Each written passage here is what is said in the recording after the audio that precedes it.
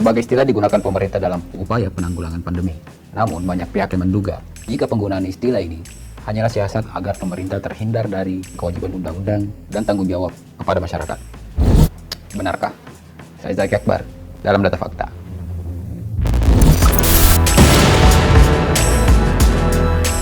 Indonesia benar-benar terpojok karena COVID-19.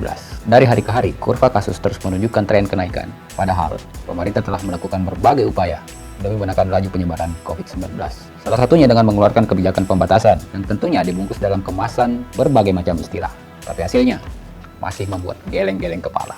Bukan hanya lonjakan kasus yang belum bisa teratasi, masyarakat pun sudah mulai banyak yang jenuh, bahkan sudah banyak warga yang melakukan protes. Kenyataan di lapangan, penerapan istilah ini justru hanya membuat masyarakat menjadi bingung. Keluar rumah, ditindak aparat, tinggal di rumah, dihantui kebutuhan perut.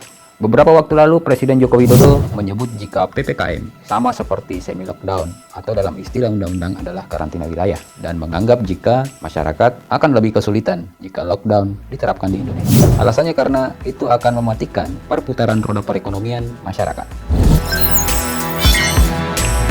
Sejak pandemi COVID mewabah, pemerintah telah mengeluarkan berbagai macam istilah. Setidaknya sejauh ini, pemerintah sudah menggunakan 7 istilah terhitung sejak April 2020. Yang pertama adalah pembatasan sosial berskala besar atau PSBB, yang diberlakukan sejak awal pandemi mewabah, tepatnya pada 17 April 2020 hingga Juni 2020. Kemudian muncul PSBB transisi yang diberlakukan sejak Juni hingga September 2020. Secara aturan, PSBB transisi lebih longgar dibanding PSBB di awal pandemi. Alasan istilah ini digunakan karena kebijakan PSBB sebelumnya dianggap berhasil menurunkan lonjakan kasus. Setelah PSBB transisi diganti lagi menjadi PSBB ketat. Istilah ini diterapkan dalam rentang waktu September hingga Oktober 2020. Setelah PSBB ketat usai, pemerintah kembali menerapkan PSBB transisi jilid 2 atau PSBB transisi 2. Istilah ini kembali digunakan pada Oktober 2020 hingga Januari 2021.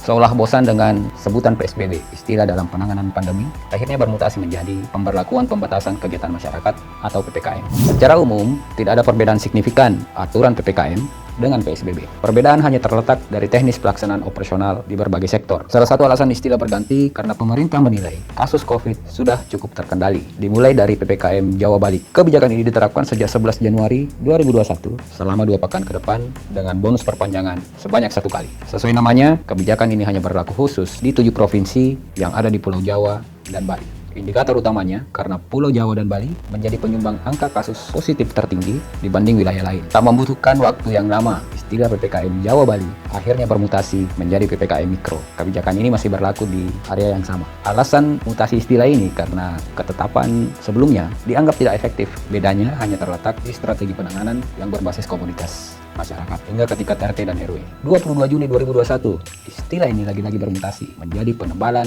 PPKM Mikro. Pertimbangannya karena kasus COVID melonjak pasca libur Lebaran lalu. Mutasi istilah selanjutnya adalah PPKM darurat. Kebijakan ini diberlakukan karena PPKM Mikro berikut mutasi-mutasinya dianggap tidak ampuh. Istilah ini berlaku sejak awal Juli hingga 20 Juli. Lepas dari PPKM darurat, istilah PPKM lagi-lagi bermutasi lengkap dengan sematan tingkatan level PPKM level 3 dan 4. Jika dibandingkan dengan PPKM, istilah PSBB sendiri memang sudah sesuai dengan perintah undang-undang. Aturannya tertulis jelas di Undang-Undang Nomor 6 Tahun 2018. Ada beberapa syarat jika PSBB diterapkan dalam suatu daerah atau wilayah. Syaratnya meliputi kasus dan jumlah kematian COVID dengan tren peningkatan yang signifikan. Tapi, PSBB tidak mewajibkan pemerintah untuk menanggung kebutuhan dasar hidup masyarakat sesuai dengan yang tertulis di pasal 59 tentang penerapan PSBB di undang-undang tersebut. Poin ini tentu berbeda dengan karantina wilayah. Dalam Undang-Undang Nomor 6 Tahun 2018, lebih spesifiknya di pasal 55, diatur jelas tentang kewajiban bagi pemerintah dalam memenuhi kebutuhan hidup dasar masyarakat jika menerapkan karantina wilayah. Jangankan orang, dalam pasal ini, pemerintah juga diwajibkan memenuhi kebutuhan dasar hewan ternak yang berada di zona karantina wilayah. Namun meski memilih menerapkan PSBB dan PPKM, pemerintah tetap menyalurkan bantuan dalam program Bansos. Ya, meski kemarin sempat dikorupsi, program ini nyatanya cukup dirasakan oleh sejumlah warga yang terdampak, terutama warga miskin. Selain program Bansos, beberapa program bantuan usaha juga dikucurkan pemerintah dalam membantu UMKM. Jumlahnya mencapai 15,3 triliun rupiah untuk 12,8 juta UMKM. Ya, semoga saja semuanya sampai pada sasaran yang tepat. Dan semoga bantuan-bantuan ini tidak didiskon lagi seperti vonis hukuman bagi para koruptor. Nah sekarang, giliran Anda yang menilai. Berikan komentarmu.